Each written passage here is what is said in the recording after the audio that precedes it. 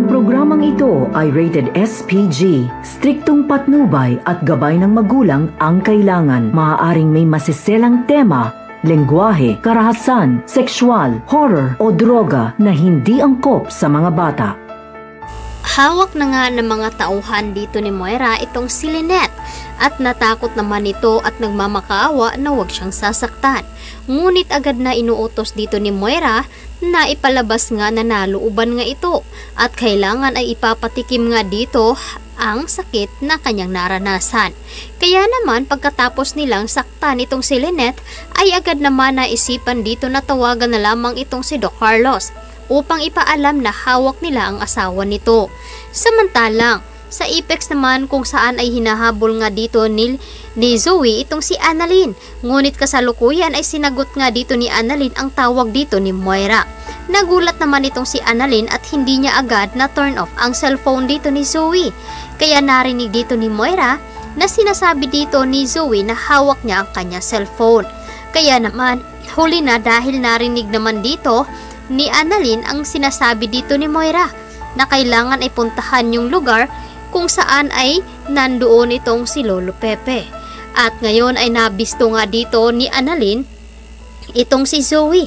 Kaya nagtataka naman itong si Giselle at RJ kung bakit nila tinatago ang kanilang ama. Ano nga daw ang motibo dito ni Moira? Agad naman sinabi dito ni Giselle na paghihigante ang motibo dito ni Moira dahil nga sa pagbawi nga dito sa Apex. Ang hindi nila alam na meron pang ibang sikreto na hindi dapat mabulgar. At dahil dito ay nakipag-ugnayan itong si Zoe upang hindi magsalita itong si Lolo Pepe. Dahil kapag nagsalita ito ay mawawala nga sa kanila ang lahat. At pati na rin itong si Zoe at malaking iskandalo ito sa pamilya dito nila ni RJ. Siguradong masasaktan itong si RJ kapag nalaman nga dito na hindi niya tunay na anak itong si Zoe. At ito ay anak pala nila dito ni Carlos. Kaya naman itong si Carlos ay natakot rin na baka malaman dito ni Lynette na anak niya itong si Zoe. Na ngayon ay kasal na nga sila dito ni Lynette. Ayaw ni Carlos na mawala itong si Lynette sa kanya.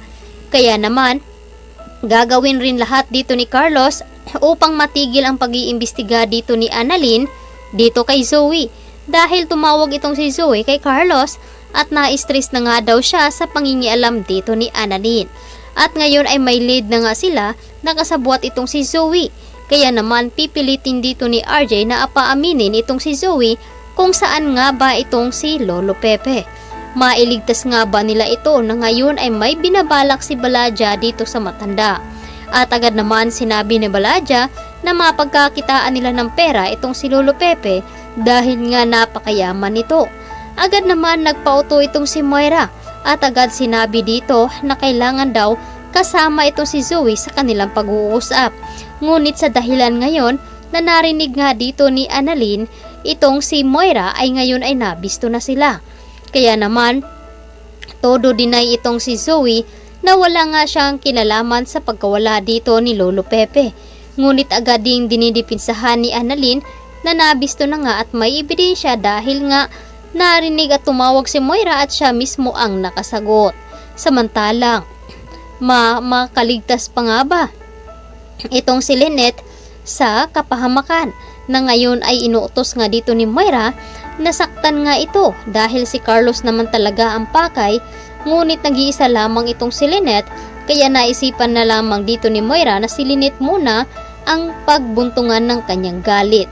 Kaya ito ang dapat nating aabangan ngayong hapon dito lamang sa Abot Kamay na Pangarap.